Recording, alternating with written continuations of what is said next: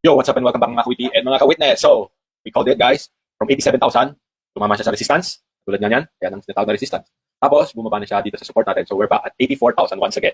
So, imagine nyo guys, from 82 hapon, and then 86, and then ngayon bumalik sa 84. So, syempre, katulad na sabi ko, parang fake out yan, but if he continues to go down, so dire-diretso na lang dito tayo sa another support naman. But kung nag-bounce na siya dito sa pullback na to, malamang pataas na tayo or lalagpasan na natin ang 87,000. So, yan ang analysis natin. Because sa tingin ko is bullish na talaga. Look at that ascending. Diba? Pag ganyan, whoop, whoop, whoop, whoop, higher high, higher high. So, tatlong higher high na siya. So, we're making a base na of higher low. So, let's see what will happen tonight, Friday. It's going to be more exciting. So, not a financial advice, load up your bags. Basta DCA lang, guys. Every time na nag-dip, buy. Every time nag-high, sell.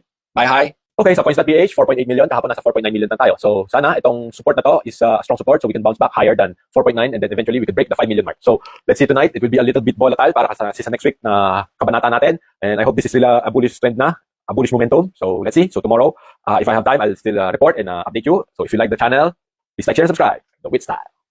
Anyway, guys, another quick reminder from the Wit Style channel. Post nyo na lang, guys, para mabasa nyo. But this is so funny. In a sane world, vaccine protects the vaccinated. However, on Clown Earth, the unvaccinated must protect the vaccinated by getting vaccinated with the same vaccine that doesn't protect the vaccinated.